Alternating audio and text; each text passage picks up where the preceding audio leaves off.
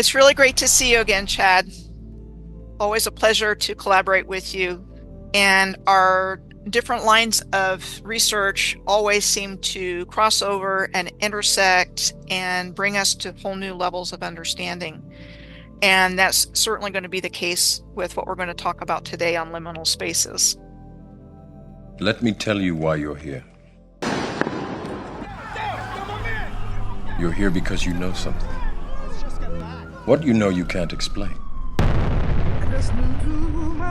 Death, destruction, terrorism, and weakness. But you feel it. You felt it your entire life. That there's something wrong with the world. You don't know what it is, but it's there. Like a splinter in your mind, driving you mad. It is this feeling that has brought you to me. It is all around us. You can see it when you look out your window or when you turn on your television. You can feel it when you go to work, when you go to church, when you pay your taxes. It is the world that has been pulled over your eyes to blind you from the truth. You have to see it for yourself. Open your eyes. Look at it! A world built on fantasy. Synthetic emotions in the form of pills. Psychological warfare in the form of advertising. Mind-altering chemicals in the form of food. Brainwashing seminars in the form of media. Controlled, isolated bubbles in the form of social networks. Real? You want to talk about reality? We haven't lived in anything remotely close to it since the turn of the century. We turned it off, took out the batteries, snacked on a bag of GMOs while we tossed the remnants. I think the subject matter we're going to speak about today is very important. You know, there's a lot of people in the world at the moment feeling almost this exact way, and in between, you know, that the world's almost in a state of two places, like we're in a transition, people not knowing what's going on. A transitional area or state, both physically and psychologically, that exists between two distinct stages or places. It's the in-between, the threshold, or the point of change, where one is neither fully in the old state and fully in the new. These phases can evoke feelings of unease, nostalgia, or even fear due to their emptiness or unfamiliarity. I have a feeling we're not in Kansas anymore. And the subject came up in our emails because you were kind of going through a space of not feeling really connected with the present. And it wasn't a bad space, and yet it was something that gave you pause, and you're kind of feeling in between. And so I emailed you back that a viewer brought a term to my awareness that sounds like that weird space in between called liminal space. It caught my attention because I hadn't heard it before, and the viewer was referring to my channel. I scratched my head, what's that? Look it up. And you and I are not on an easy road, but I think we're helping to bring in the new earth of love and light that we want to live in and be a part of. And I don't think it's that far away. It's just hard being wide awake in a world of lies. Yeah. And a lot of people still sound asleep. Yeah. And that's the kind of weird in-between place to be in and of itself. So, you know, we're awake, we're seeing everything that's playing out. So many people don't see it. And when we were exchanging back and forth about this, I mentioned the surreal nature of the world we're living in right now, where things are very wrong. And while many are waking up to what's been going on, many people are still acting as if nothing is wrong. Yeah. And sleepwalking. Yeah. Through the insanity that has been conditioned into our world. We're seeing the dystopian 1984 on full display in 2025. The question: how does one man assert power over another? Making him suffer.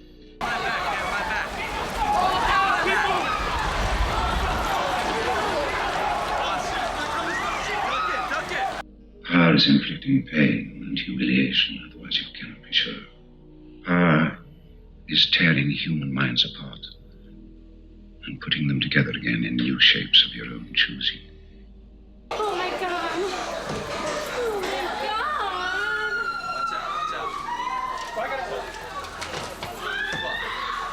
Power is not a means, it is an end. The past is forbidden. Why? Because when we can cut man from his own past, then we can cut him from his family, his children, other men. And there's incessant gaslighting that causes people to doubt their sanity, their perception of reality, or memories, and targets those that are capable of seeing what's going on, while people that are completely brainwashed and indoctrinated support the transhuman depopulation agenda of the parasites. And that's what we're seeing. That's what's playing out. And it's kind of exciting because there's more people that are waking up. Yeah, And it's like the worst of the worst is being exposed for everybody to see. exactly.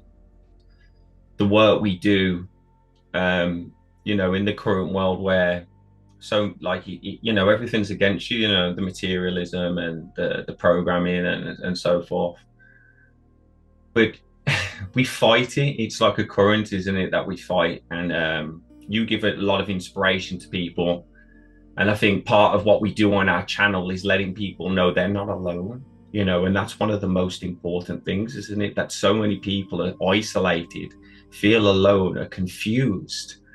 So much on my channel is love, but don't get me wrong, there's duality. It angers me. It's painful to see so many people hurt, to see the corruption in the world. And often I speak soft and so forth. It doesn't mean that there's no passion there. Do you know what I mean? And I've been seeing a lot of people's pain, and anyone that's an empathist and really is truly connected to the world will understand what I'm saying. There's a lot of people going through things and you literally feel their energy. It's almost like John Coffey. I explain it in Green Mile, when you take all that energy, you've got to you transmute it. So, and I think one of the things we're going to do today is to show our viewers that this is not organic. No. This is manipulated. This is occulted. Yes. And I've done quite a bit of research that I'm going to share, some of which I've done before, but I'm putting it all together to show you clearly. This is very much part of a plan to get us to that exact state of being confused, of feeling crazy, of making people crazy. Yeah. And it's all part of this non-human agenda where we're the prize. Creation is the prize. The creator is the prize because we're directly connected to the creator. Exactly.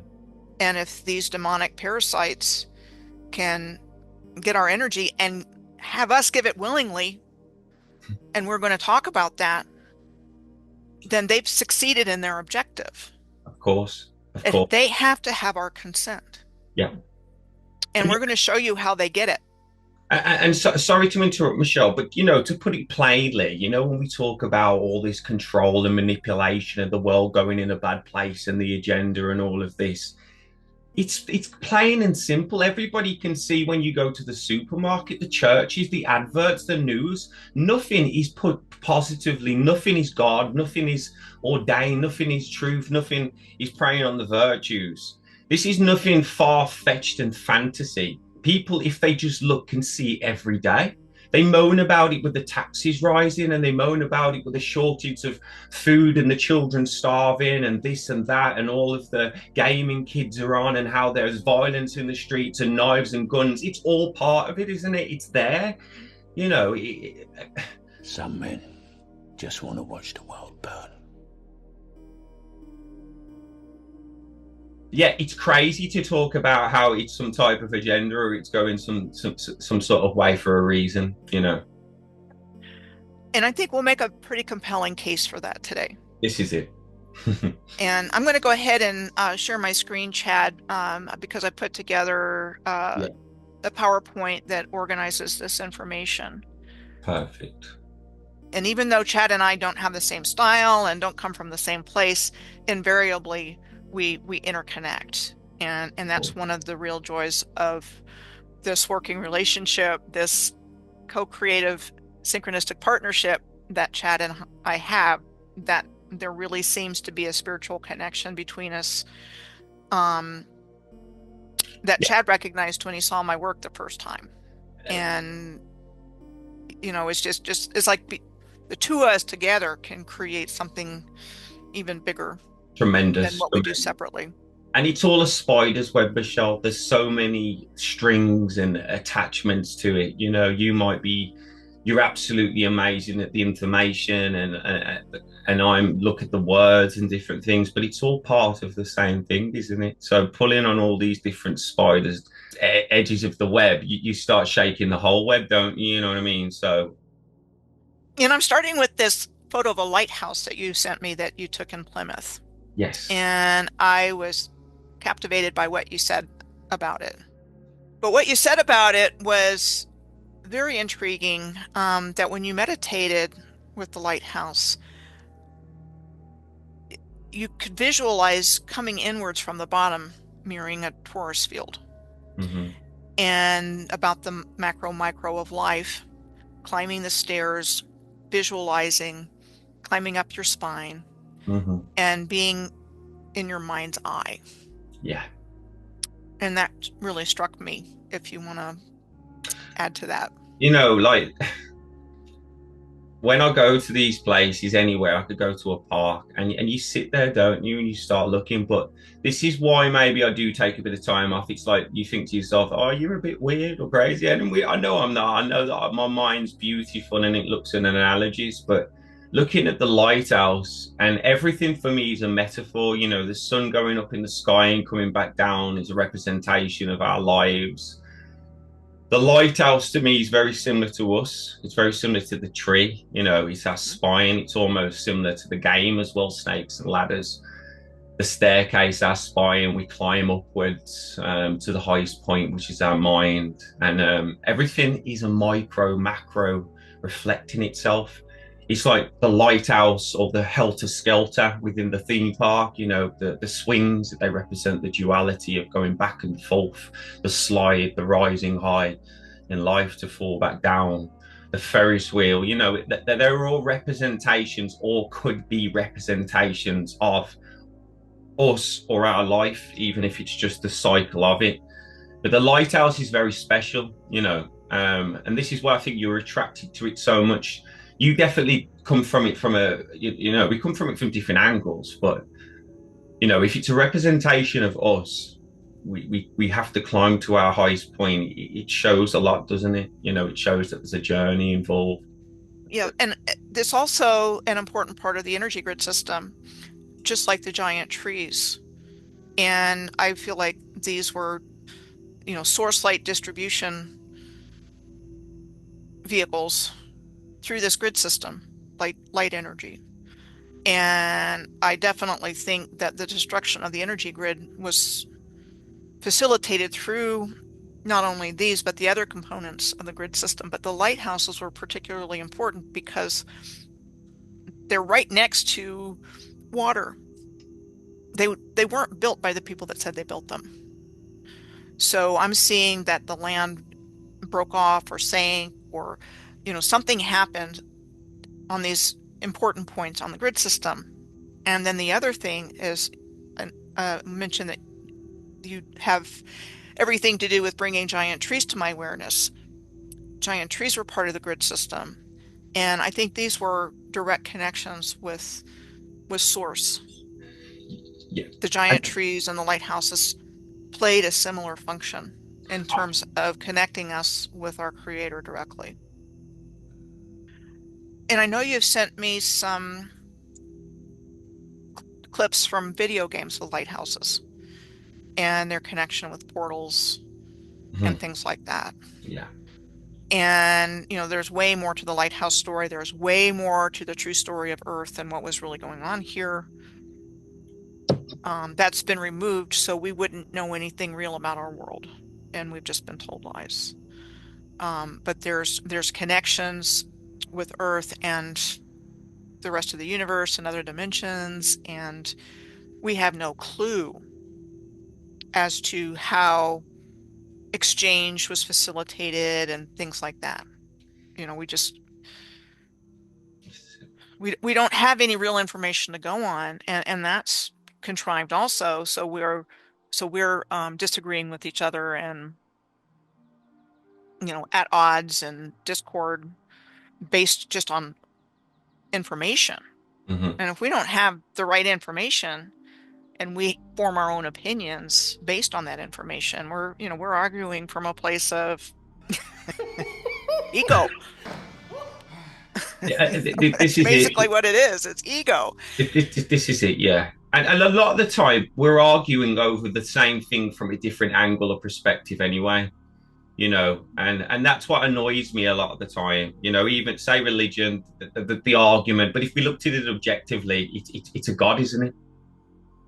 Never mind all the different things down below. You're worshiping the one thing, but it's all you can look at it from here, from there, from here, from there. Um, a lot of the analogies I do with words, it's just an analogy. It's there, it can be seen. It doesn't mean it's the overall truth. It's just one way of looking at the word. Um, but I often think things are hidden, as you say. A lot of our disclosure, for me, if people believe it or not, are put within our video games, our music, our TV programs, our books. It could just be part of the human mind, maybe, but not. Why not? Lighthouses are, in a sense, portals. They glaze out to the sea, to the sky above. They take you other places. We have portals within inside our mind. We can go places. Trees connect to everywhere. They, in a sense, a portal. How far you want to take it, they are that anyway, but things have definitely been hidden from us and inverted. And these things that once had special powers, which are told in myth, which are told in stories, are now hidden and changed into other things. Just like the videos we've done on the hospitals being changed from insane asylums, and a different face being put on things. And that kind of gets into the inverted world that we live in today. All Mm-hmm. that's been done by design. And I pulled together examples to show you how we got here. And, people can decide for themselves, but I think it's pretty compelling. So when you were talking in that email about the visualizing coming from the bottom, going up to the top, the torus field, and all of that stuff, and the being in the mind's eye, seeing far, brought to mind this artifact from Ecuador, and it's known as the Black Pyramid of La Mana. It features a pyramid shape with a glowing, all-seeing eye at the top, which is seen under ultraviolet light. This artifact, found in a tunnel system in Ecuador, also has inlaid dots on the bottom that correspond to the constellation of Orion. The pyramid has 13 horizontal divisions or steps and 3 sides on the inlaid triangular face. The eye symbol is prominently displayed. The artifact is said to resonate with the concept of the third eye and Vedic mandalas. And I first became aware of the Black Pyramid when I was following megalithomania. This was about 2011, and Klaus Dona, who investigates out-of-place artifacts, was a presenter on this particular megalithomania conference, which was in South Africa. And this is before I started waking up to all this. Mm-hmm. But that stuck in my mind, and they've usurped these symbols. Yeah. They've turned this symbol into Big Brother and the Illuminati. Yeah. Yeah. When it originally signified our pineal gland and our connection with the Creator, and connecting, our ability to connect with our higher selves and our Creator. They put them in horror movies now. Yeah, it's and they've done that with other symbols as well. They turned the positive symbols of the original civilization that was here, that was highly advanced and functioning in this place of higher consciousness, and just turned it into something evil and scary. Yeah. When they're all to do with creation or the development of man, our higher selves, it's just all been inverted, as you say. So anything to do with progression, self-development, self-help, alchemical transmutation, God, love, this all seems to be flipped, isn't it? So it's all turned on its head, and that's what we're exposing, which a lot of people are exposing. So the goal of these dark forces has been to take us down from that high level of consciousness that humanity was in for a very long time. Yeah. And replace us with our worst version of ourselves. Yeah. The devil, the lower self. It's been a very painful process. This is how you know the world isn't run by good people. Every time you turn the TV on, sin, sin, sin, sin, sin, sin, sin. Lower self. Let's lower them to their lower self. Let's go out and buy beer, man. Let's go and get McDonald's. Sorry. And then they fill it with poisons. Yeah, things we shouldn't be eating. It's like, what's that carton? When it's sweets and it's all really it's poisonous apple, isn't it? One bite and all your dreams will come true. Very, very diabolical. Yeah. So I included these things that you sent me: a move with a smile and the roller coaster. Yeah, I used to run a company called Move with a Smile. It was to do with a state agency, but what it was, I had probably 1,000 business cards left that had a saying on them, and it said, like, a smile can hide so many feelings, fear, sadness, heartbreak, but it also shows one of the things, strengths. Try and move with a smile. The idea, the motto behind it was to try and influence other people. And we shouldn't really move with masks. I don't promote masks, but if it's a mask to help yourself, even if it's for a short period of time and to help others, why not try? And on the other side, it speaks about life being a roller coaster. I do see life very dual. We're going through a lot of darkness, and there's a lot of badness in the world, which me and you are exposing. At the same time, it almost seems like this needs to happen, and it is divine, because everywhere we look, it seems to go up and low, high and low. Our heartbeat does it, the sun does it, the roller coaster goes to its high, to go to its low, to go to its high. So every time that you tell people that there's going to be light soon and it's all going to come, it truly is, because that's how things work. The year works like it. The sun comes up in the sky, falls to darkness before coming back to light. The year goes from spring to summer to autumn to winter before spring again. We have to seemingly go through these cycles, and we forget this. And when we're in our lowest stage, we seem to hate life. We're in that storm. We forget, though, that at the end of the storm, the sun will rise again, and we lose hope sometimes in the storm. The modern day could be considered a storm. We're in a storm. Times are hard. Mental health is at high, but this storm is manipulated, as we're saying. It's not just something that's just happened. It is manipulated. But we need to hold on, have faith, play our part just as somebody on a ship steering it in the right direction, ready to get through the storm. And we'll do it. Right. And it needs people like you, Michelle. It needs people. And it's not just people speaking online. It's people moving with a smile. It's you in the street, opening a door, moving with a smile, making people remember that there is still love in the world, because a lot of people forgot that. And I forget it at times, probably not as much as other people, but there's definitely love there. And if we want the world to change, maybe we have to be that change. On a small scale, this is all what we could do, isn't it? On that larger scale, maybe us doing our smaller actions will add to the larger action. I mean, I think it's all part of how we reunite in our consciousness and remember the love that we are, This is it. that all of us are. This is it, which has been mass manipulated, turned, twisted, you know. And what I'm going to do now is show you how we got here. And the interesting thing about my research is that it's cumulative. So I can go back through my research and pull puzzle pieces out from different areas and start to put it back together again in terms of how this dark state of consciousness has been how we've been conditioned into it. And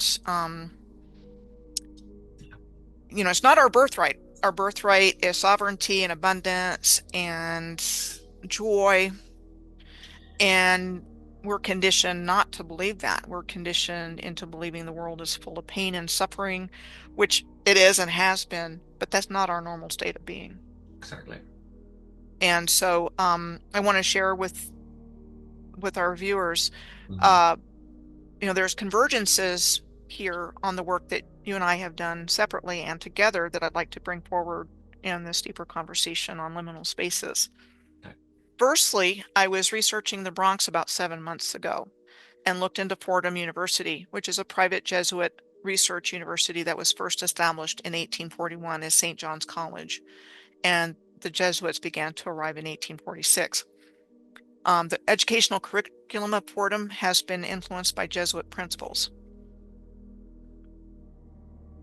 Fordham University is also considered one of the most haunted universities in the Northeast, with persistent reportings of ghostly sightings, which seems to be a theme with a lot of places. Asylums and jails and so forth. Fordham University was also a filming location for the 1973 horror movie The Exorcist, about the demonic possession of a young girl. It was filmed at Fordham University. Parts of it anyway. Georgetown University, another Jesuit school and the oldest Catholic institute of higher education in the United States, was also a filming location for The Exorcist. And on the right is pictured what are called the exorcist steps, depicted in the movie when a priest was thrown down onto them from a house next to the steps, and remains a tourist attraction in today's world. Can I just add something right there? As an analogy, metaphor, potentially, a priest being thrown down the stairs, if the stairs in our analogy do represent the spine or higher consciousness, the priest represents God being thrown down to its lowest point and dead. That just a take on it, just because that's what I do, analogy, seeing things from different angles. But I see everything as a metaphor. It could be a metaphor, especially as a form of art. And if a priest is thrown down the stairs and dies at the bottom, it could be an analogy for our highest consciousness falling to its lowest point and dying.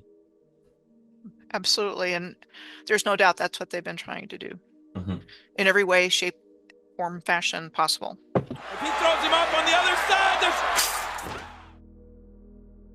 no holds barred. Edgar Allan Poe lived a couple of blocks from Fordham University in the Bronx in a cottage he and his family were said to have moved to in 1846, which was the same year the Jesuits started to arrive, as previously mentioned, after the university was established in 1842. So he'd married his young first cousin, Virginia Clem, who was the age of 13 when they got married. And she died from tuberculosis when they were living at the cottage on the bottom right at the time in 1847. So Edgar Allan Poe lived a couple of blocks from Fordham University in the Bronx, like I said, and as you can see, he was a familiar figure at the college from this excerpt. He loved to wander around the grounds. He could make friends, and that he became friends with Jesuits at the college.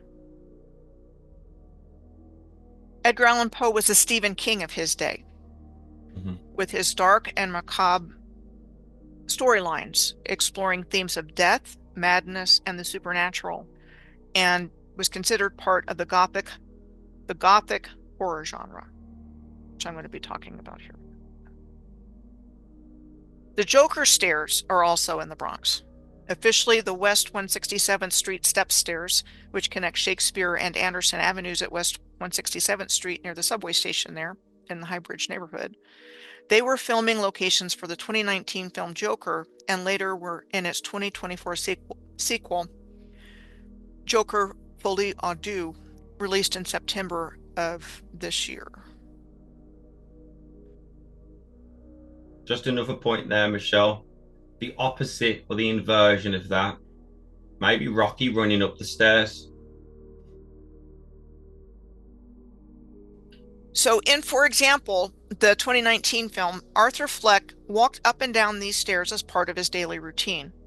Fleck was a failed clown and wannabe stand-up comedian whose descent into mental illness turns into an alter ego known as the Joker, and inspires a violent countercultural revolution against the wealthy in decaying Gotham City. Towards the end of the film, he dances down the stairs to rock and roll music, wearing a brightly colored suit and clown makeup, representing a change in his character.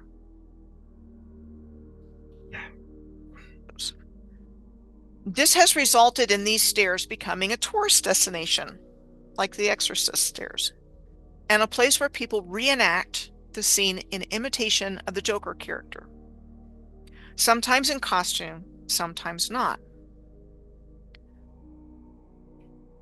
So this converges with you talking about people willingly participating in death rituals like drinking in pubs in your video, Words or Spells, Journey to the Underworld. Journey to the Underworld. It's the same thing. Yeah, it's the same thing. Pop culture makes things popular, doesn't it?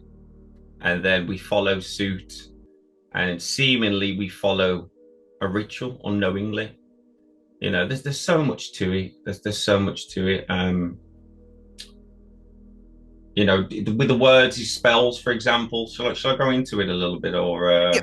Yes, I want you to go into it, because we were talking about the same thing, where they have gotten us to actively participate in their death rituals. Yeah. So the alcohol video, to cut a long story short, it represents so many things, but the one that sticks out the most is the journey of Ra, which is the journey of the underworld. And the ritual of just going into a bar. And what we've got to remember here, this is where it gets really complicated and tricky. Words are homophones, and they can mean different things. Words are essentially spells. We wake up in the morning, where we go to a wake at a funeral, the morning, just like when you mourn, when you're in sadness.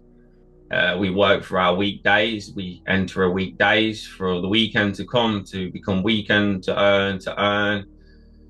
But when we go to a bar, literally, we're going in, we're making an order, we're taking particular drinks. Think of gin, a spirit. What is a spirit? It's entering us. We are a spirit ourselves. It changes us. Witches, the word witches, when we put the S at the front, it's a switch. And alcohol often makes people switch, doesn't it? So we seemingly go through this ritual when we go into a bar. We go in sober in a normal state. We order from a bar, which is a representation of like some gate. The bartender is a representation of like a funeral undertaker. We exchange the token like you would the gold coin for Sharon in the River Styx. We make our order, we get intoxicated. That intoxication takes us to another side, the other side of the river. We become dead, we become wrecked, we become shipwrecked. There's all these different words to explain us being dead. The next morning, we're hung over, and it's self-inflicted. It could be represented as a man hanging. So, you know, essentially every time we go out to a bar and get drunk, we're going through the ritual of death just to wake up and do it all again. And it could be sinister, it could be unsinister to people, but still it's a ritual that's unseen. Like every word we utter on a morning when we say morning. But you get into this game of what do you say, what can you say, and you can't avoid these words. But I believe the awareness of having these words and knowing about them do give us power. It's like all these idols that tell us what to do and show us the way. What idol is a homophone? The other way of spelling idol is IDLE. Do idols make us idle? And when you think about it, they do, don't they? We surrender ourselves to them. We sit down, we watch them for hours, whether it's a movie or concert on our own. And then if we were to meet them, we would literally give ourselves up like we see these girls to the idols. They become idol to them. It's absolutely crazy. It's all the duality of words is quite funny. I'll tell you one funny one. You know, the mail gets delivered to you, like in the post. Well, generally, there's a stereotype that it's postmen, isn't it? It's males. It's always males that deliver the mail. You know, it's kind of, we do have females now, and I apologize for any female male women out there, but historically, the mail has been known to be delivered by males. So these words have power, and whether we believe them, it's another thing. It's right there in front of us. You know, we want society to be whole. Whole's a funny word, isn't it? Because you could spell it as in holes in the ground, or, and the more we try to become whole, the more holes seemingly happen in society. You could make such a poetic poem out of it all. It's we shoot for holes and make more holes. You know, I don't know. Yeah. Yeah. And you know, that's all really important stuff because we're talking about spell casting. Yes, this is it. We're talking about occulting. Yes. Of the world that we live in. You know, like the monster logo or the sigils 666 and other sigils that are around us, Enochian sigils, John Dee kinds of stuff. They're, you know, they've occulted our world. They're spell casting. Yeah, it's one of the many ways that they keep our consciousness down and keep us asleep. This isn't.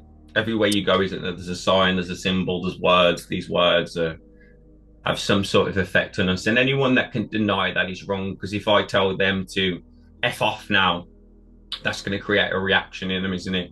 The same as I say, I love you, is going to create a different reaction. So words have tremendous power. And that is just one way of showing it, but there is different ways that words can come across. And I believe there's a conscious and a subconscious. So because there's two words, or two meanings, the conscious meaning goes in, but the unconscious meaning goes in also, and it affects us in dual ways. But we can't really get away from that unless we understand that.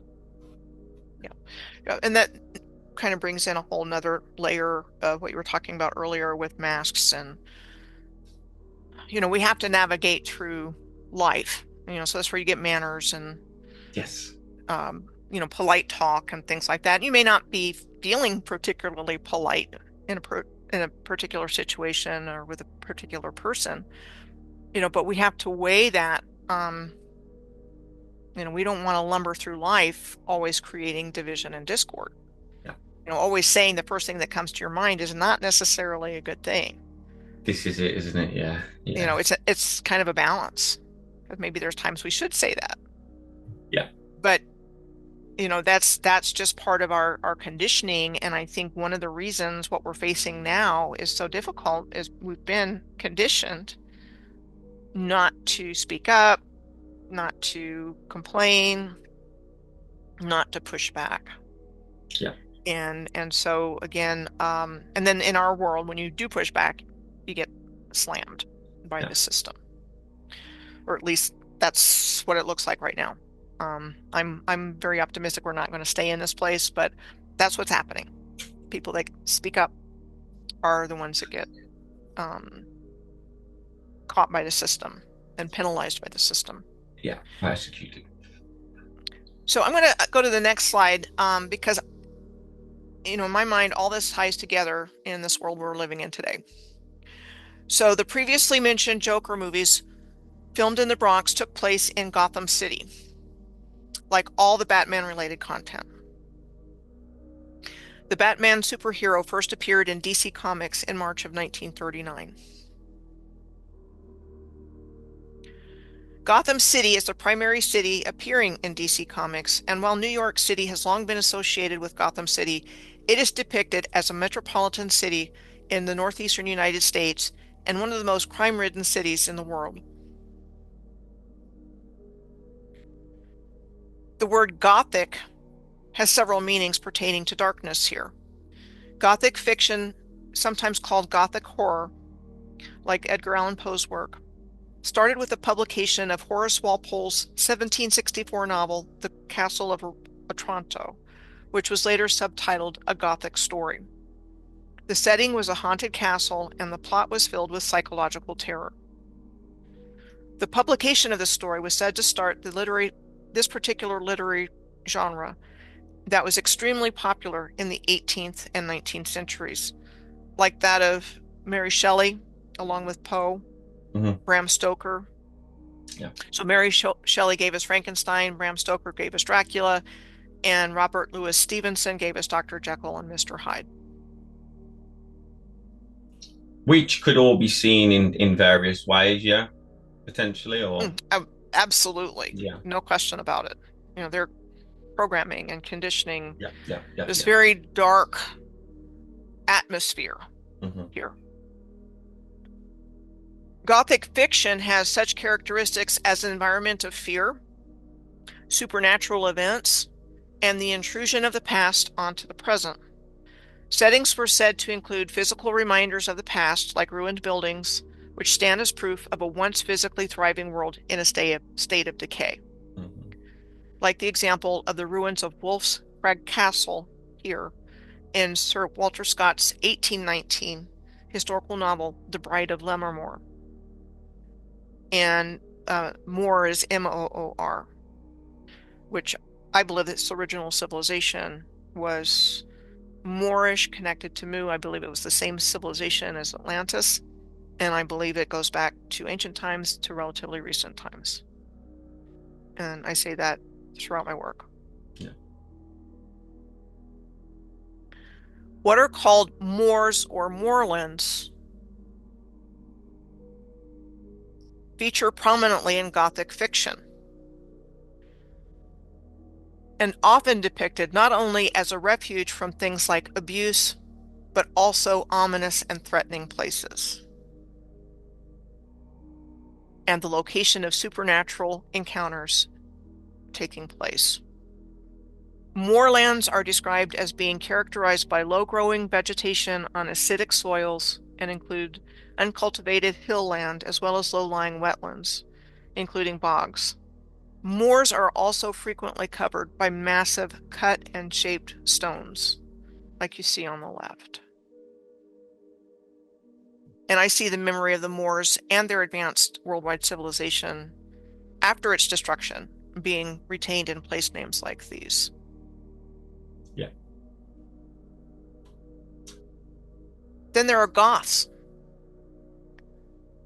In today's world, people who identify as Goths are part of a subculture that started in the United Kingdom in the early 1980s that embraces dark themes in clothing styles, music, makeup, and so forth. They are inspired by the Gothic arts and literature of the 1700s and 1800s, as well as horror films. Goths are considered free-thinking and value freedom of expression. And the Goths I've known from earlier in my life were troubled kids from broken homes. Queen Victoria and Prince Albert, first cousins and members of the House of Saxe-Coburg and Gotha, were part of what was called the Ernestine branch of the House of Wettin.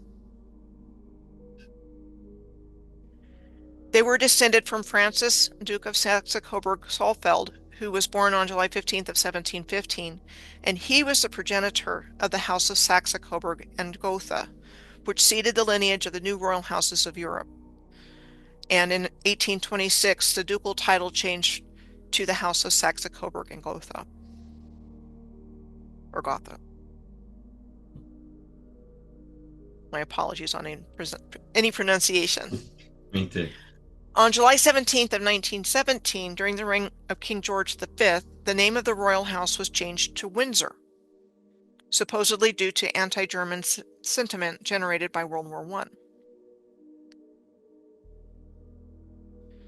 The Battenberg family, also of German origin, decided to do the same thing, allegedly for the same reason. And they changed their name to Battenberg or Mountbatten in 1917. Goethe, sounds like Goethe, Goethe was an early participant in what was called the Sturm und Drang movement, which started for all intents and purposes from the mid-1760s to the late 1780s, and so that was approximately 15 years. Sturm und Drang translates to storm and stress in English. In the storm and stress movement, which along with literature included music, visual art, and theater, individual subjectivity and extremes of emotion were given free expression in reaction to the perceived restraints of rationalism imposed by the Enlightenment, which extolled an objective view of life. So the extremes of emotion in this movement included expressions of greed, violence, disturbing visions, nightmares, terror, murder, and other emotionally provocative subjects.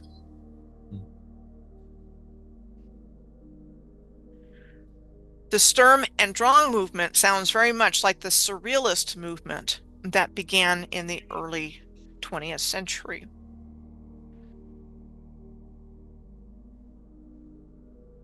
Surrealism was an artistic and literary movement that started in France and Belgium in 1917, and on the surface, one of its aims, we are told, was to release the creative potential of the unconscious mind by the juxtaposition of irrational images.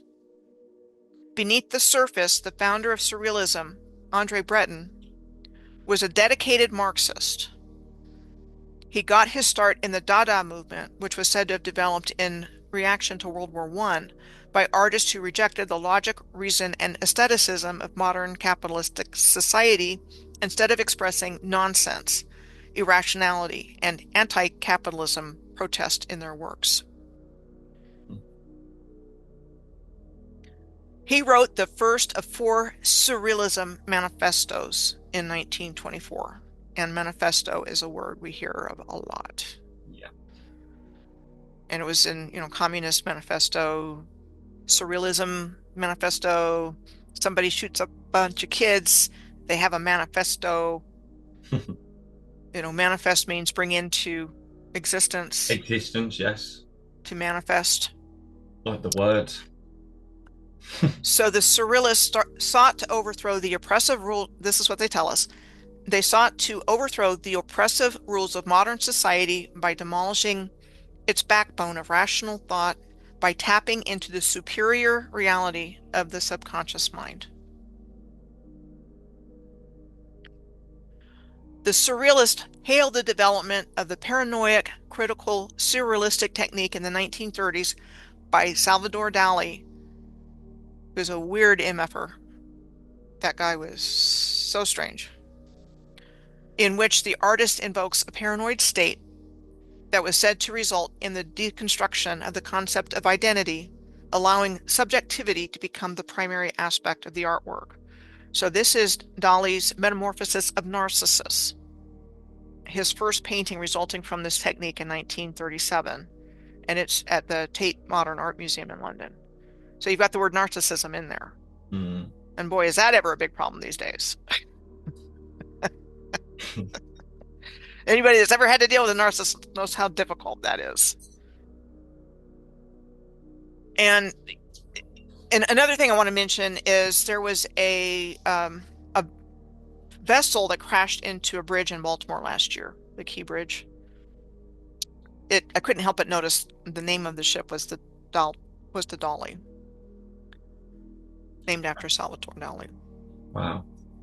And then they have this predictive programming in Netflix movies and things like that. There was a particular Netflix movie, I can't think of the name of it off the top of my head, involving a ship crashing into a bridge. Like that happened right before this happened last year. Wouldn't surprise me. The Ars Goetia, in particular, and lastly, with these similar sounding words and names that come to mind, I want to bring forward the similar sounding word of Goetia. Goetia is defined as a type of European sorcery or witchcraft transmitted through grimoires or instruction manuals for magical practices, which includes spellcasting and summoning supernatural entities of different kinds, including demons. And the word grimoire is the origin of the word grammar.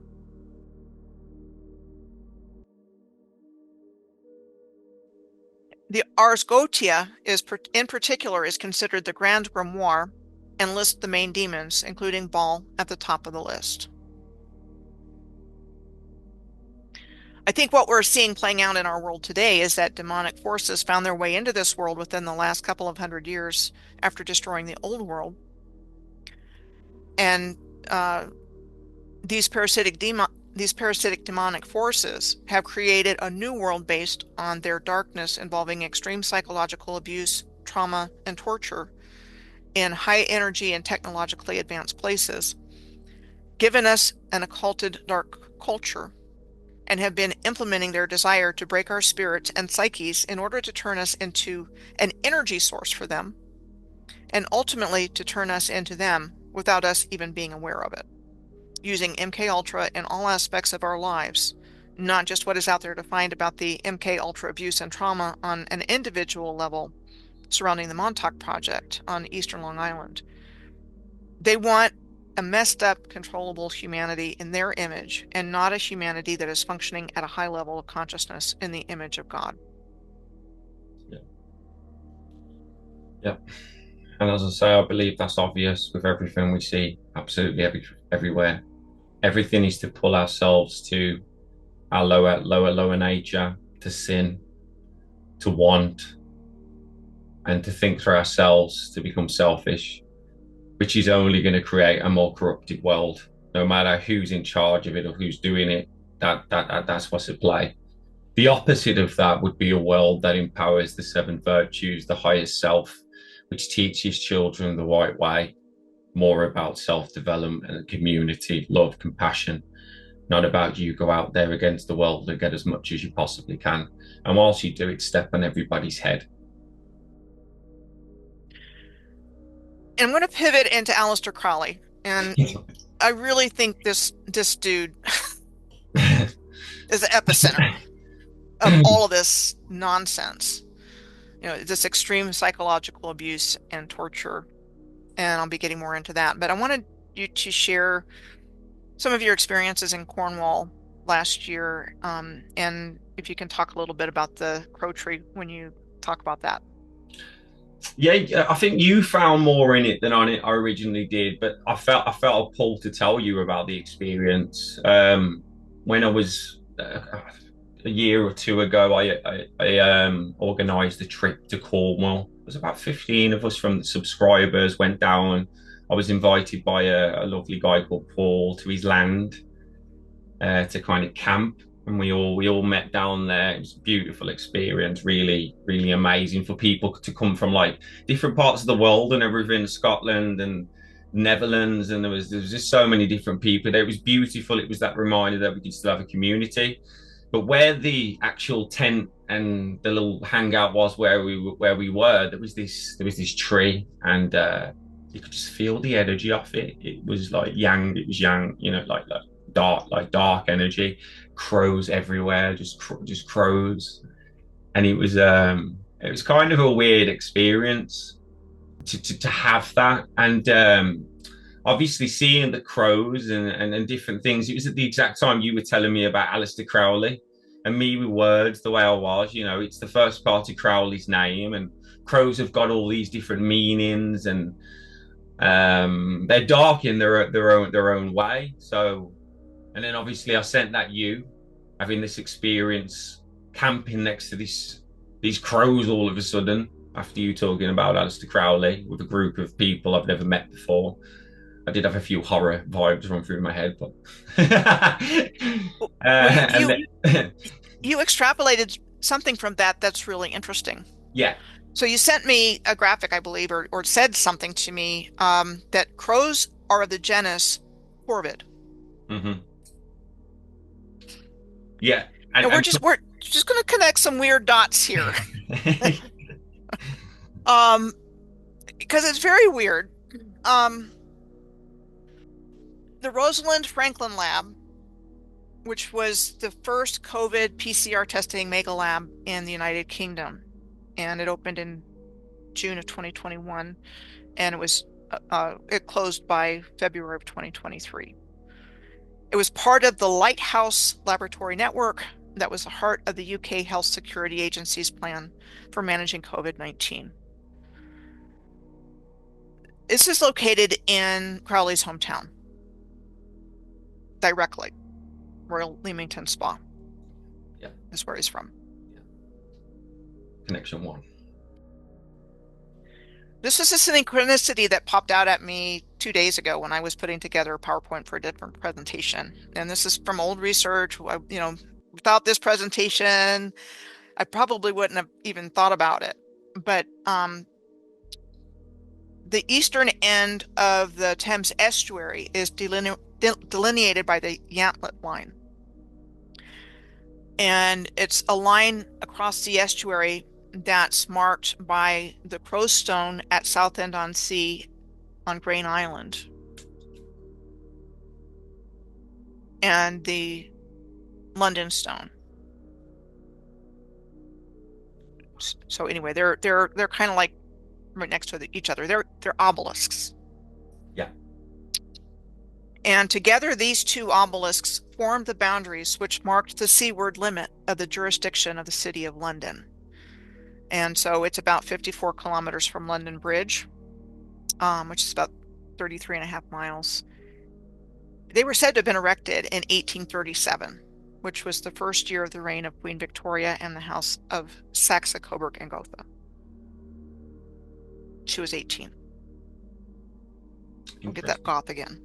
Yeah, interesting. So, doing what I do, I had to look.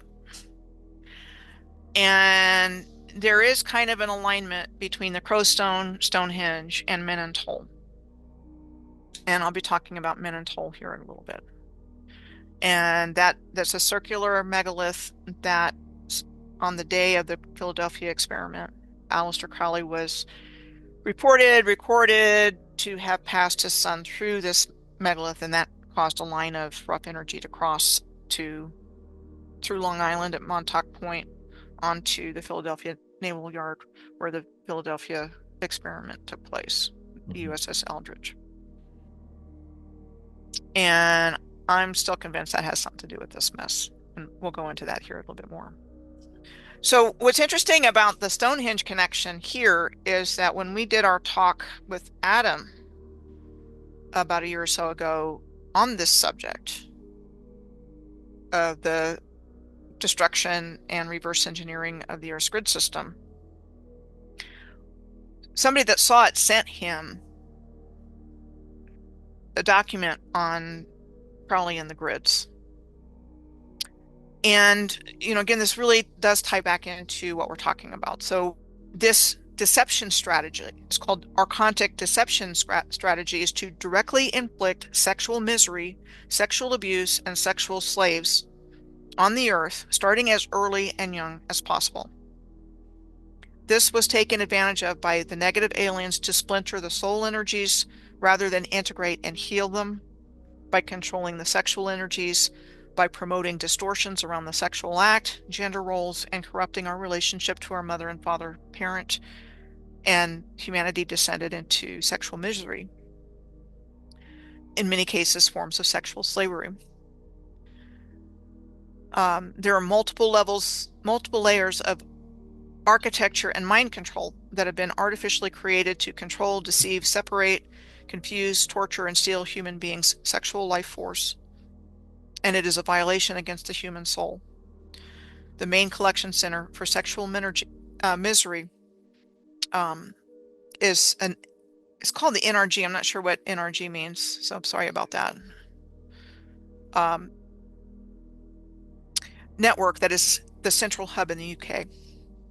And it's designed to create psychopaths and sexual predators based on this whole system that they've set up. And I believe that very much applies to what we're seeing play out today. It's been in the works for quite some time. Yeah. And you know, I've done that whole series on MK Ultra, and I've done a lot of research myself. Absolutely disgusting. It's true everything you say, because far deep, really deep. You know, pain orientated as well a lot of the time. You got it like the disclosure if you wanted Monsters Inc. The screaming, the energy from it. You know, yeah, horrible, Yeah. horrible stuff. Yeah. So again, just going along the lines that this is absolutely manipulated Yeah, and against human will and against humankind, and the crimes against humanity are just off the charts.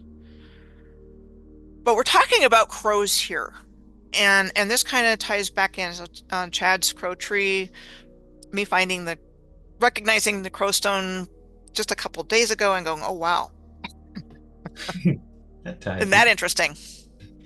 Is The Crow was filmed at Wilmington Studios in North Carolina. And Wilmington is the home of the largest domestic television and movie production facility outside of California. Producer Dino De Laurentiis first came to Wilmington to film Firestarter, which was released in 1984, and after which a number of horror and dark psychological movies were made there. This was where Bruce Lee's son Brandon was shot in the abdomen by a gun and killed at the Wilmington Movie Studios on the set of The Crow in March of 1993. Yeah, Joker archetypes yeah. like The Crow, the Joker, Ronald McDonald, the Chester Cat in Alice in Wonderland. Same, smile, double rows of teeth, eye makeup. You could put it in there, couldn't you? And the Yeah, funny thing was, after I started connecting these dots, I started seeing this everywhere. I'll be watching, I like watching American Pickers, and they'll find something like this. I'm like, oh, wow. Ooh, and I'm looking like, oh my God, there it is again. Because this is really menacing symbology. And it doesn't end here. So this is at in Sydney at Luna Park. What do we see? We see people going into the mouth of this smiling visage. yeah. When I realized when I made that connection, it scared the crap out of me. It's all inverted, isn't it? It's all smiles for this darkness down here. Everything. Disney Yep. the same. So again, that idea that this is consuming the humans going through the entrance. Yeah, yeah. It's consuming. It's eating it. It's yeah. Food. Processing the human. Hashtag. Okay. So here he is again at Steeplechase Park, which was one of the three major amusement parks on Coney Island early in the 1900s. And this was called Tilly, Smile, Double Rows of Teeth. And somebody saw that in some work I did on these amusement parks and left this comment. When I dream of hell, the smiling man is there and it's a carnival. I am shook that the smiling man is in their imagery. This is something incredibly dark spiritually, is one thing I do know.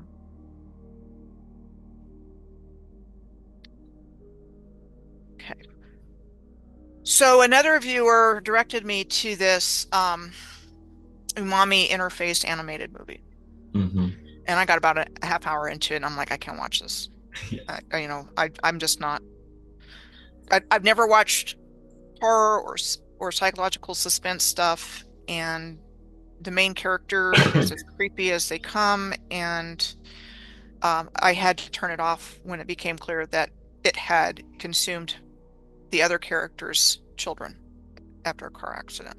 The energy of that, and I'll go more into that here in just a moment because it has a very specific connection to man-machine interface, putting human consciousness in cyborg bodies. But there's a lot of information here, and it does connect to the Philadelphia experiment. And I wish I could get through it, but I really can't because I'm sure it would be validation for what I'm saying. But again, you see the same double rows of teeth with the smile and the clown makeup. And so this character, so the guy that directed my attention to this said that the Umami Interface animated movie and the Philadelphia experiment is involved here, and it talks about the use of trains, lighthouses as energy centers and generators, fallen demons connected to the Philadelphia experiment, linked to time travel and the reverse engineering of the original Earth grid. This is the comments from the person that told me about this. The main character is a morphing clown entity that looks just like the Joker and the others and introduces itself as one of the sailors in the Philadelphia experiment that was destroyed but regained its physicality. As I just said, movie talks in great detail about man-machine interface and transferring human consciousness into machines. Mm-hmm. And this creature is a consumer of human energy, like I was saying. So at the very beginning, this is just screenshots of slides from the beginning. The year was 1943. Our ship was stationed in Philadelphia and was equipped to generate an electromagnetic field that would make us invisible to the enemy. What happened instead, we were teleported to New York. In that process, my shipmates were fused to the hull of the ship, embedded in the metal, screaming for help. And this is known. This is the kind of thing that comes up when you look for information on the Philadelphia experiment. Yeah, that's the actual thing. When it's not called a hoax. Yeah. I don't think it was a hoax. I was destroyed. Forced to regain my physicality. Since the 1943 phenomena, the world we know has been plagued with an immaterial cerebral electricity. It brought in something. We have learned that this electricity was not a foreign substance. It was with us all along. It had simply revealed itself for us to observe and to understand. So this is getting the man-machine interface ready to go. Yeah. So this is the very beginning of this thing. I think you saw a little bit of it. I don't know if you saw the whole thing. I did. I couldn't watch it either. It was disturbing. Although we were aware of it, it still plants something in there, and you don't want that, do you? So yeah. I just feel like it's disclosure. It is. That's full on, and this is what we mean about some not everything, but that is 100% disclosure. Yeah. I mean, the voice of that creature is raspy and creepy and give you nightmares just listening to this thing talk. And then you get into the subject matter and it's like, I think I can live without watching this. Even though, like I said, I think it validates what I think happened. I can't watch it. No, but it validates everything that's going on in the world when you look at the pull on the sins and the pull on the way the world's going, and it's exactly right. People think people are crazy when they talk about demons and the devil and a force, but like most of these people out there, for me, are just puppets pulling on something else. Why do they all have these rituals and satanic things? It's exactly for this reason. Yeah, hugely problematic. Yeah. This is not our natural state. No, it's been inverted. Exactly. The psychological trauma and abuse that goes along with it is just, we've all been messed with. It's proven in like different religions that you can get to certain points of God, if you like, or experience two different ways. There's two paths, sometimes three. One of those paths is generally joy and the right way, and another path is pain. And it's like that way of getting to the right way for ourselves and about going the right route has been completely hidden and tarnished. And now and it's inverted, and they get through the pain route because that's how they activate the power. It can be dual, and Hindus and people know this. They can put themselves through extreme pain, and they can put themselves through extreme pleasure. And Aleister Crowley, I believe, also was known for sexual orgies and different things because they fall hand in hand. It's either extreme pleasure or extreme pain, and they seemingly open up portals and gates to other places or allow us to enter places or other places. Yeah, he's a bad dude. Yeah, yeah. Either way, like either if you go that way or that way, is too extreme, isn't it? Like it's every way is abuse or wrongness to a degree. So So I mentioned Menontola and Cornwall just a little bit ago in connection with Stonehenge and the Crowstone. So this is where I learned about the Crowley connection with the Philadelphia experiment in Peter Moon's book, Synchronicity and the Seventh Seal. And in this section talks about how he had passed his son through the circular megalith, and that caused the line of rough energy to go through the spot to Long Island in the United States. And then apparently there's a connection to the Great Pyramid of Giza, which this goes on to say, because there was an eclipse that revealed a shadow line which ran all the way from Cairo to Montauk and went straight through Menontola, and that was in 1998. And this is what it looks like. And in our last talk, you talked a lot about the megalith and the hole and the whole nine well, I yards. visited there. I went there on purpose, partly because of you. I just thought it's an insult. Michelle's always talking about I've got to get there. So I went. It wasn't too far from where I was. I was surprised at the size of it and different things, but it definitely had an energy to it. And if you kind of, sometimes I wish I was a bird and I could fly above. There's a lot of other stones which link into that stone as well. When I was looking on the maps, you could see alignments from that itself as well. But that seemed to hold a huge amount of power. I haven't really got much more to say about it, to be fair. It was just interesting to go there to experience it. I don't know what I expected to come from it. But it wasn't long after that you started doing the mirroring work. Well, that seemed to happen right away. Yeah, like to be fair, maybe that's what it was. And I just want to make it clear, you're not the only one that has seen that Baphomet image in mirroring. Yeah, it is all over the internet. It's not, I mean, you did a whole series on it, but I see it coming up in storms and, work that other people are doing, separate from you doing your work. Yeah. So there's definitely another oddness there. It is, but I feel like to be perfectly honest, I don't know what to say about it. It almost felt like I revealed something that was always been there, and it's a shadow of what is controlling or manipulating this place. We would say an entity or entities. But at the same time, everything we've ever learned doesn't ever tell you that should exist. So for my mind, you've got and for everybody else, I suppose when I really went into it and it was everywhere, it was a bit weird. That's the only way I can put it. And it was all demonic. And people, one person said to me, how do you look at it that way? But the way I looked at it that way, that everything that I could see was associated with what we have been told is demonic. And I'm not talking about things that have been flipped around and things like that. These were really kind of nasty faces that you see in a horror movie.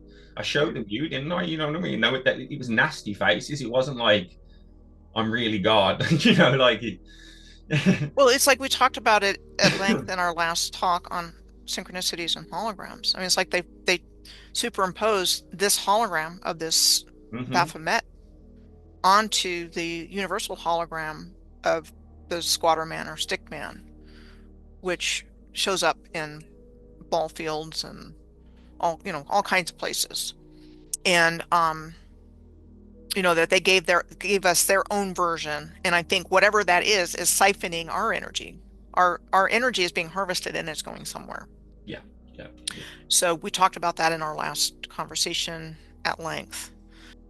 it's a really deep subject, and we did not get here by ourselves. There's something vile that's happened here. It's worse than anybody could ever imagine in terms of what we've been going through collectively and what children have been going through. To meet the needs of these things, demonic entities, or however you want to put it. This is very real. It's not, the angel on your shoulder and the devil on your shoulder and, back and forth, back and forth. No, that's not what this is about. This is about feeding on human beings Sorry, and our energy. this is where I was going to go with the mirroring. It's almost like with the word live. And an anagram of live is evil. And it almost feels that in this world that we're in, although it's beautiful and I can see the beauty in it, what is overplaced on it, the only way we can live to a degree is to participate in evil.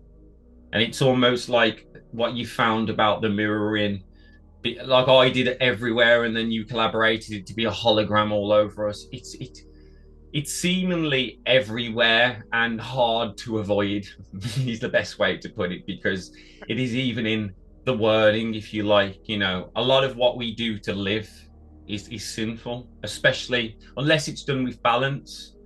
And this is what me and you talk about a lot, though. And if you have too much cake, it could be seen as gluttony, couldn't it? It's so to live, to eat, if you overeat is sinful, like to, so I believe one of the purposes here is to see beautiful women, is to see grapes and gold and not run to it and want to take it all.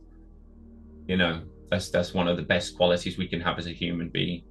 And then that will, if that transpired as a community, that brings balance and love and compassion and,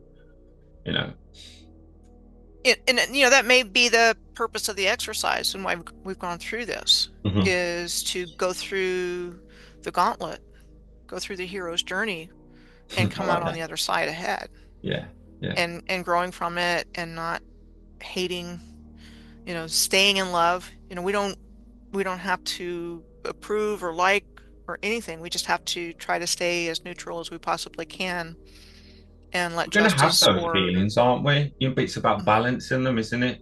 If there's a war or something, 9/11, you're going to have feelings, but it doesn't mean we should turn into a lynch mob, I think is all I'm trying to say.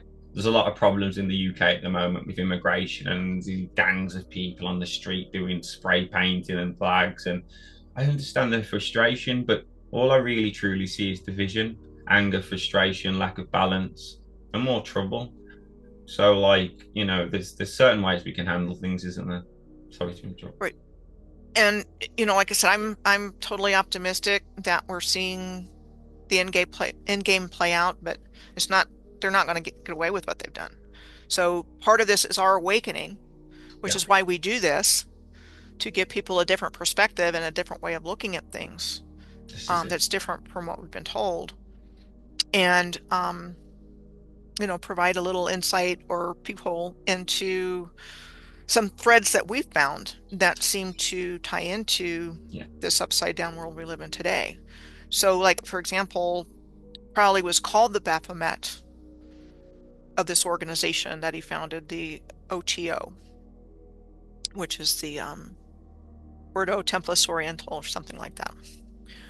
That's what his title was, Baphomet. So this guy is connected with this thing. And I want to mention that this supposedly took place on August 12th of 1943, which is connected with the Lionsgate portal, and the Lionsgate is symbolized by the figure 8 on his side, which connects to the timeline that I found between 1492 and 1942 and 1717 as the midpoint year. So that was the same year of the founding of the Grand Premier Lodge of England. And then 1917, July 17th of 1917 was the year that the royal family's name changed from House of Saxe-Coburg and Gotha to the House of Windsor. So those 17s and 17s seem to have significance. And so, like, if you're going to change time, this would be the time to do it. Of course. And this ley line, which seems to go from Menontal straight through Long Island, going right past the Naval Yard. And there's a lot of anomalies there that I found in my research that gives physical evidence for this taking place. There's a lot of things with time and space and interdimensional portals all right through there. So if you're going to do this, and you're going to send a naval vessel back in time, which I believe is what happened with the Philadelphia experiment, and it caused this, that would have been the place to do it, and that would have been the time to do it. Wow, perfect. So, just saying, that's where my research has taken me. That's amazing. So this is an example of that, what I was just saying with that ley line from Menontal, going through, so it would have gone through Nova Scotia here, and this is Cape Cod, Long Island, Philadelphia's here. And like in the Pine Barrens in New Jersey, there's trains that are like in the middle of nowhere. Wow. All over the place, and it's a mess. It's described just like the moors in England, with this low nutritional values soil and high in acids and things like that. It's the same kind of description. And then there's actually a train in the middle of a Louisiana swamp on this alignment. So it's like, things just things stopped in their tracks when this happened. So, but I'm just saying there's a line that goes through all these places from where the Philadelphia experiment was on the day it was supposed to have happened, from this place in Cornwall that Aleister Crowley was passing his son through.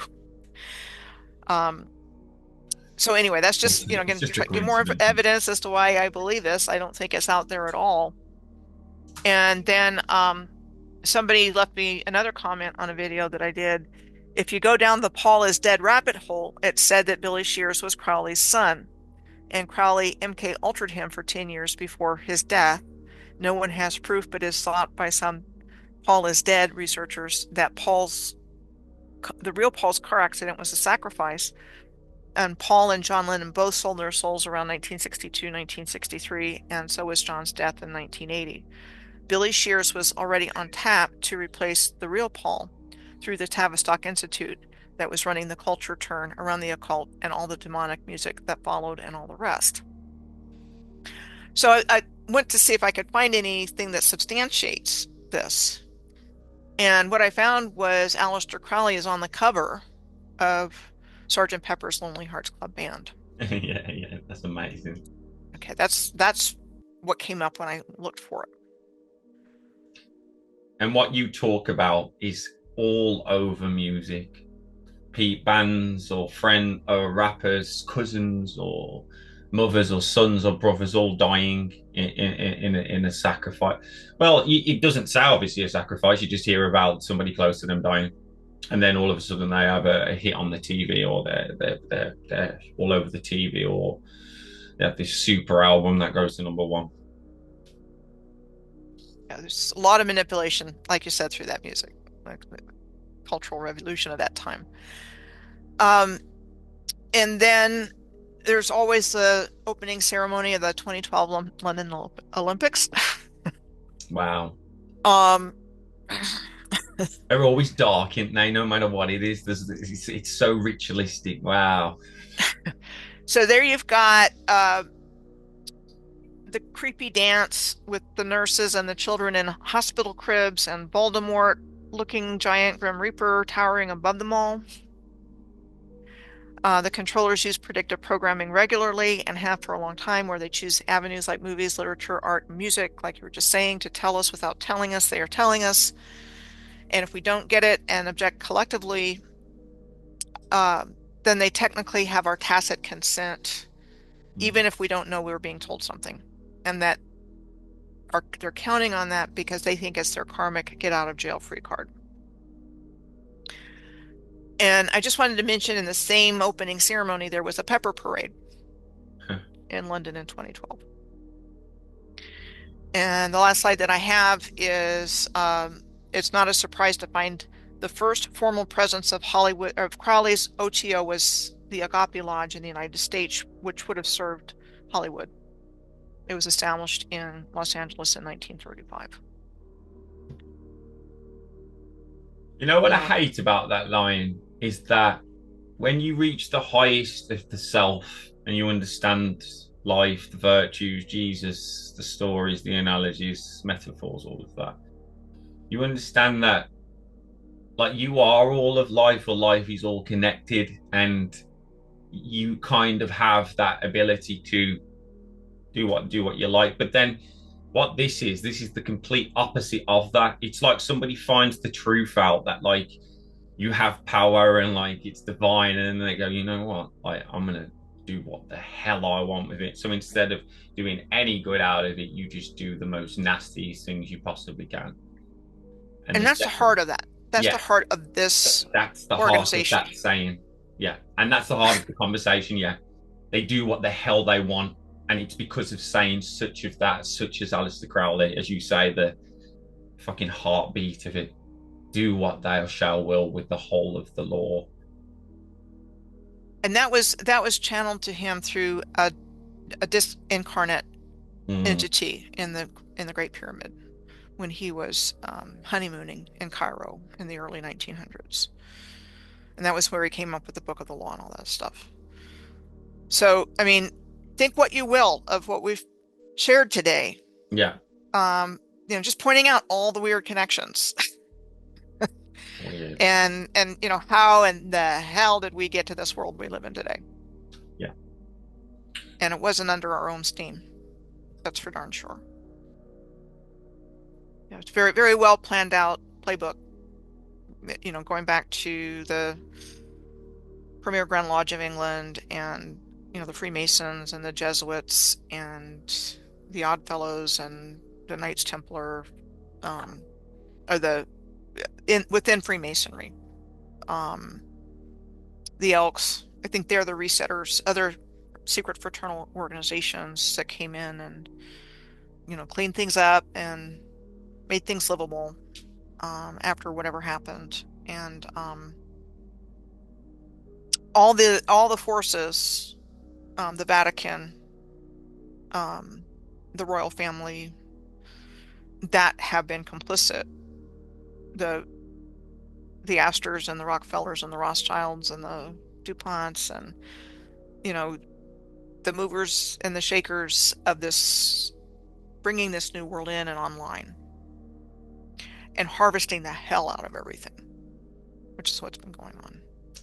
Resources, energy, rig the system.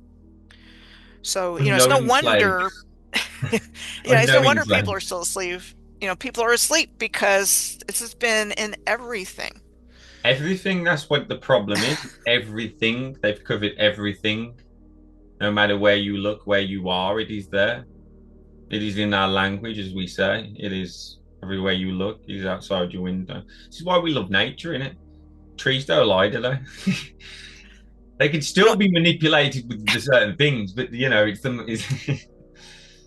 I absolutely believe at the end of the day, God wins, and in spite of everything, we're still waking up. Exactly. And that we'll take what we've learned from this experience and hopefully never let it happen again.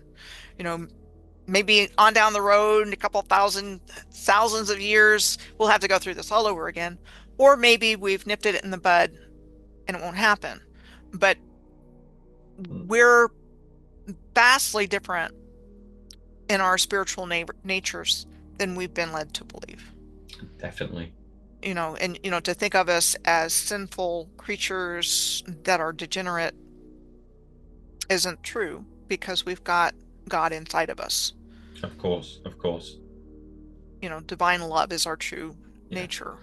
And so they don't want us to know that. No. They don't want us to wake up to our co-creative powers, because we can, just by connecting our consciousness, we can defeat them. And so that as a whole, the vibration is raising. Might not look like it, might not feel like it, but it is. It is. One by one, it will happen. And that's all that needs to happen. Everyone become aware of themselves. I do believe in duality. I do believe there is half potentially the God and the devil within us, but instead of pulling on the devil and only knowing that exists in you and sinning and yourself and bringing yourself down, is empowering the light within us. As if we look at the And day, there is dark and light, you know what I mean? But for so long as the dark seemingly overpowered even the light of this world, yep. you And the know, dark has been hard at work. and that's the problem, isn't it? You know, if the dark's 24/7, that's too much, isn't it? We're not, this is what we're talking about, you know. And So, as we talked about in our last conversation, Chad, on synchronicities and holograms, synchronicities are little miracles that happen every day, all the time, leaving us going, wow. There's miracles every day, all the time, mhm. blessings every day, all the time. And, it's just a matter of tuning into them happening. And once you tune into them, they happen all the time. And I think you were sharing with me in this email exchange that you were noticing more since we had our talk. Yeah, yeah, like the synchronous. I don't know about you, but I don't believe I'm alone. I believe it's everybody.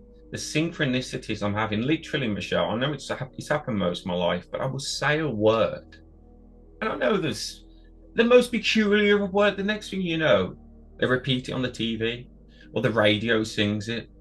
You know, Yeah, that's you can focus on the horror stories and get anxious and fearful yeah, or not. And I'm not saying it's easy to navigate things right now. It's not. It's quite disturbing, but it's more exposed than it has ever been. All of the dark underbelly. it's probably And what. that in and of itself is going to reach enough people that aren't um, that are able to see it than prior. Yeah, The ones that haven't been affected by the extreme attempt to mind control everything and brainwash and so forth. And so, those that have eyes to see and ears to hear are seeing it. And then when it gets so outrageous, it becomes even more visible. So darkness really never had a chance. Their no, only no, chance was to keep us under wraps. But that changed when the internet came in. yeah, If the internet hadn't come in, they had control of the books, the educational system, television, news. Internet comes in and we can do our own research and we can connect with each other. And, it was a process. And then I think it came in like what, in the early 90s, yeah. No, um, somewhere around there. Um, it took a while, but it's been the instrument of our awakening, even though they meant it as a control mechanism. Thank goodness it this is has it. worked for us. Any tool can be used mostly for dual purpose, mostly. So they're tools we can use against them. If you like, the internet is the biggest tool we've been able to use against them. It's just absolutely beautiful, you know. That or to overcome their agenda, Yeah. and use it. It's like if movies and television had been used for the good of humanity, you This is know, it. it would have been a completely different story. Of course it would. Of course it would. We've chose to they have chose to take that route, that the agenda has chose to take that route. And that's the only thing that pains people, I suppose, the potential of that world, and they lose faith. But that doesn't mean that world cannot come, Right. So that's why I never lose faith. Just because it has been darkened, it doesn't mean that light can't come. Exactly the same. You get into that mindset and you've given up hope and you've lost. This is You've it. given them the one thing you have over them. Faith, hope, whichever words suit you. And that's why I will never believe they're going to get away with this. No. I can't go there. It cannot anyway. It cannot anyway. Logically, the sun always comes back from a dark night. I don't know if I always repeat myself. I just know because of that. The way I see it, We've been through the dark night, and the sun comes and it brightens up when the sun comes in the morning, and the sun lasts for a period before it can get dark again. That's all that's happening, people. We've literally gone from the golden age is what we speak of, with this beautiful ancient technology, which light, and then it inverted because it come dark and they rain through darkness, but it can never last. It can never last. Just as the night can never last and the sun always rises in on the morning. And when that time's happened, everything inverts itself back. And like every one of us are little jigsaw pieces or little chess pieces that add to that, no matter what small action we do, rather than adding to the darkness, add to the light is what I'm saying. Yep. I think about it as returning to unity consciousness and all of us being cells in the body of God. This is we're it. all Absolutely our beautiful. own, consciousness cells and experiences and all that stuff. And if our cells were fighting against us, we wouldn't be able to function. So it's returning to that wholeness that is our natural state also. And at the same time, what do the cells tend to do? Well, the body, not the cells necessarily. The body sleeps, doesn't it? For a significant period of time. And maybe we have been asleep. I love it. I love you. We're spiritual beings, we're having a human experience. And even though we can't see it or, feel it or anything like that, that's, that's the reality. We may not be aware of what's going on a spiritual level. And maybe it would help if we did, or maybe it wouldn't help. But there's way more to the story about who we are and what Earth is and was and will be. And,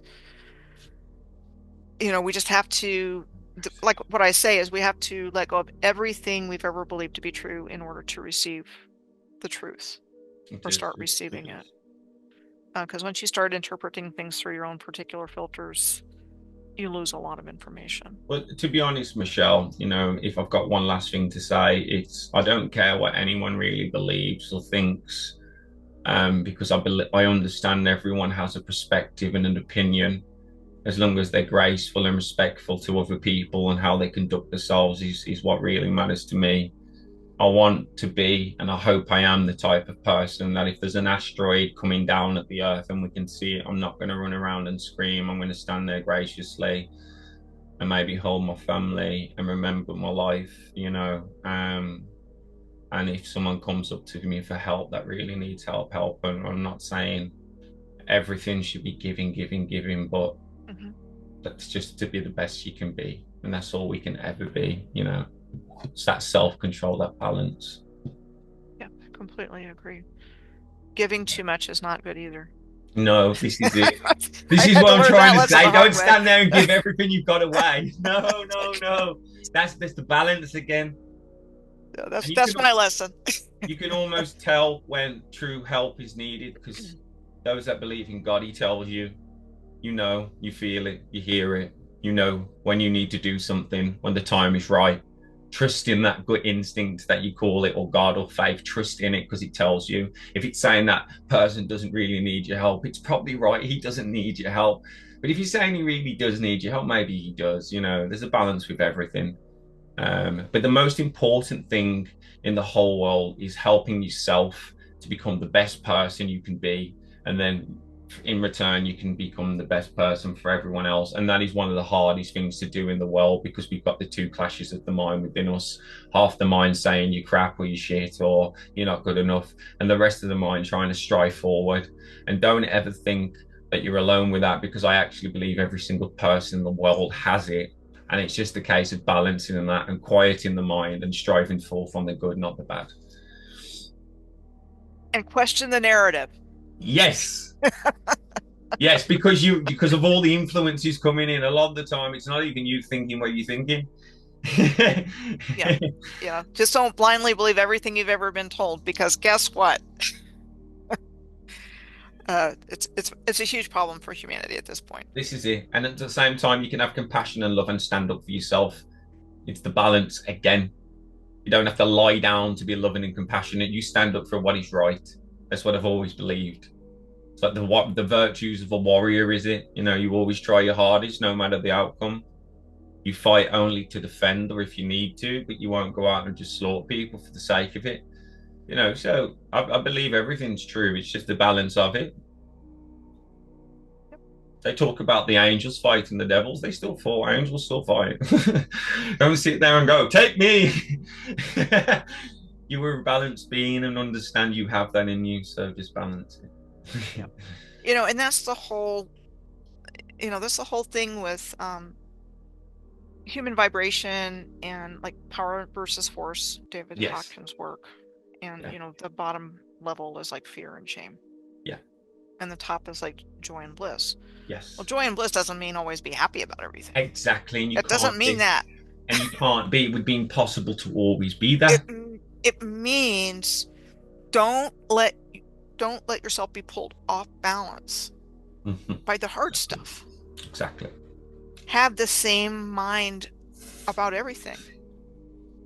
Exactly. Have the same mind of love about everything. Have that feeling in your heart of joy. Oh, that bad thing happened, but bad things happen. But I'm just saying it. It's not. It's how we look at things. That's the vibration. Exactly, And for Michelle. everybody that can raise their vibration, it raises everybody's vibration, which is what power versus force talks about. Even as simply as understanding bad things do happen to good people. If we understand that, then we understand that bad things can happen. It's as simple as just saying those words. If you drop the potatoes on the floor and the meat, there's no point kicking off about and screaming and kicking the kid in the bum, is there? Sorry. Kicking the dog. Like bad things happen or things happen. So like you've got to understand that happens, as well as one time you'll cook the roast potatoes in the meat absolutely perfectly. Like they both come. So they will come. One day you'll go outside and it'll be raining and you'll go, God, I've got to wear that coat I don't like. And the one day you go out and it's sunny. Everything will come. We handle it all the same because we are warriors, and no matter what the outside circumstances are, we should handle them the same. They shouldn't affect the inside. There was a saying in a book on meditation when I was really needing to learn how to calm my mind down years ago. I'm not saying I mastered it, not by any stretch of the imagination. I have not. But it's like you can't stop the waves, but you can learn to surf. Exactly.